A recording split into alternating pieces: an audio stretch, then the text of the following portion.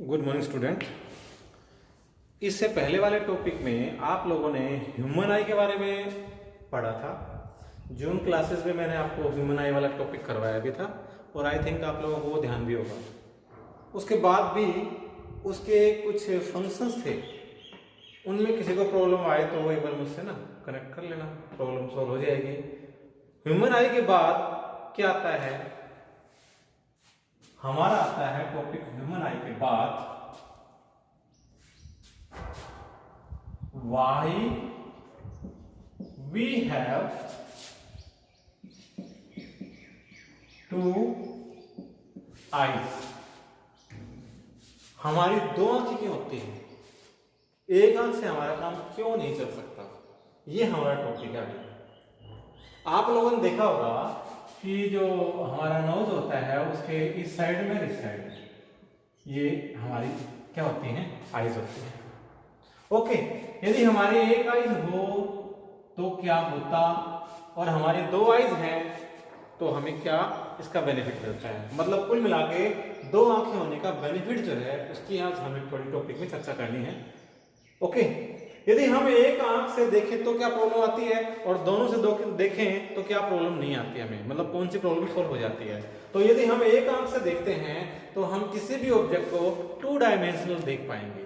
Two dimensional का मतलब क्या होगा बेटा, और थ्री डायमेंशनल का मतलब क्या होता है, शायद आप लोगों को पता होना चाहिए। 2D 3D का नाम सुना हो आप लोगों ने। तो 2D का मतलब होता है हम किसी भी ऑब्जेक्ट की दो साइडें देख पाते हैं। थ्री डायमेंशनल में हम तीन साइडें, सामने वाला भी, थोड़ा साइड वाला भी, थोड़ा ऊपर वाला भी, तो ये होता है थ्री डायमेंशनल।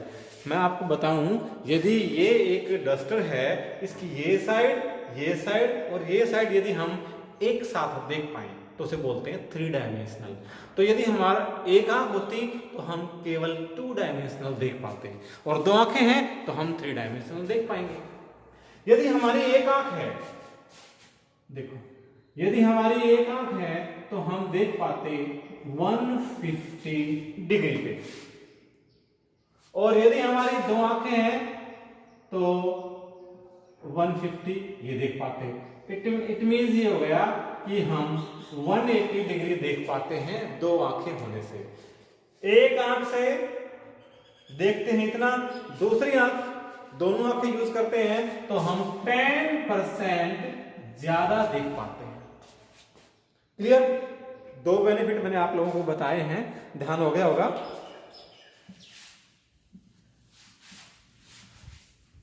तीसरा बताओ, देखो आप करके देख सकते हो। यदि आपके सामने एक टिप है किसी पेन की, यदि एक आंख को बंद करके उस टिप को छूना चाहें और दूसरी आंख से फिर खोल के देखें तो बहुत डिफरेंस, मतलब कुछ सेंटीमीटर में डिफरेंस आ जाएगा टिप का, हमारी उंगली का।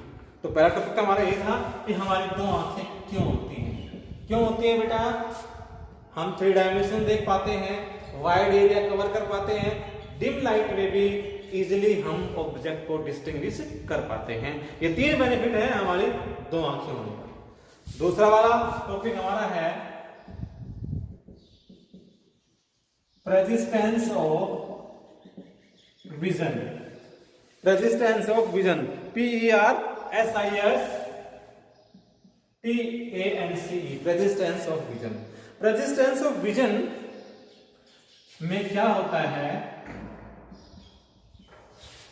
जब किसी ऑब्जेक्ट को हम देखते हैं तो उस ऑब्जेक्ट की जो इमेज है वो हमारे रेटिना पर एक सेकंड के 16वें हिस्से, यदि एक सेकंड के 16 पार्ट करें तो उसमें एक पार्ट जो आएगा, मतलब एक सेकंड का 16वां जो हिस्सा है, उतने समय तक हमारी रेटिना पर कोई भी इमेज बनी रहती है। रेजिस्टेंस ऑफ विजन का मतलब क्या होता है, it is the ability of an eye and brain to make an image on retina after seeing. देखने के बाद हमारी रेटिना पर जो इमेज है वह एक सेकंड के 1/16 पार्ट तक बना रहती है। ये होता है persistence of vision. The ability of human eye and brain to keep on seeing the image after 1/16 of a second in the absence of object.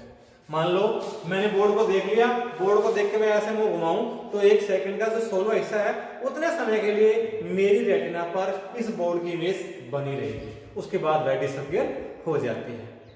और रेजिस्टेंस ऑफ विजन का ही ना यूज कर लेते हैं हम सिनेमेटोग्राफी में।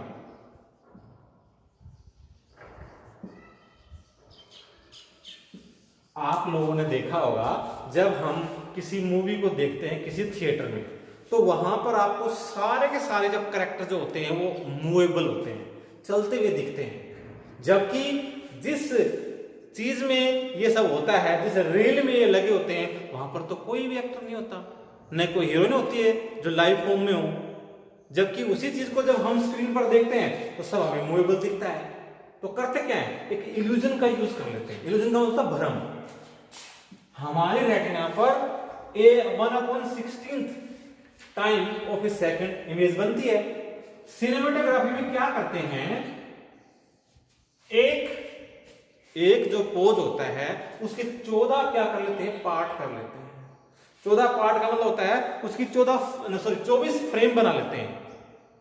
हमारी रेटिना पर 1/16 और वो क्या करते हैं, एक पोज का क्या करते हैं, 24 फ्रेम बना लेते हैं। और वो 24 फ्रेम हमें 1 सेकंड में दिखाई जाती है।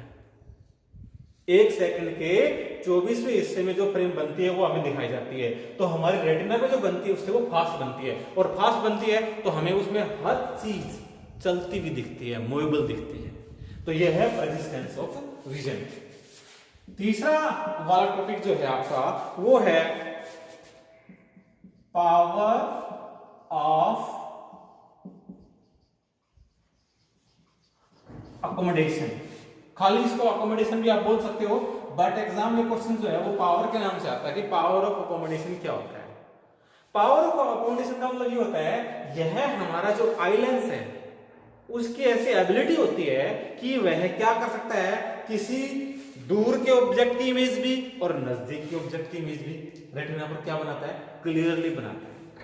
It is the ability of our eye, it is the ability of our eye to adjust its focal length for near object as well as far object. जब हम बाइक पर चल रहे होते हैं तो हम बाइक का जो मीटर है उसको भी देख पाते हैं, तुरंत ही सामने देखे रोड पे तो उसको भी देख पाते हैं।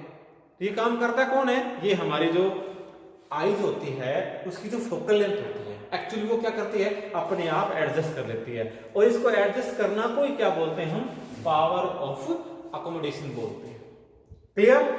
पावर ऑफ अकोमोडेशन में 2 वर्ड यूज हुए हैं, आप लोगों ने देखा होगा। एक वो यूज वर्ड हुआ है डिस्टेंस, डिस्टेंट, और दूसरा हुआ था नियर। तो डिस्टेंस और नियर इन दोनों वर्ड से ना 2 डेफिनेशन निकल के आती हैं। क्या, what is the distinct vision और what is the near vision. मतलब ये हो गया नियरेस्ट पॉइंट कितना होता है और डिस्टेंस दूर वाला पॉइंट जिसको हम फारदेस्ट पॉइंट बोलते हैं, इसका नाम तो क्या हो गया,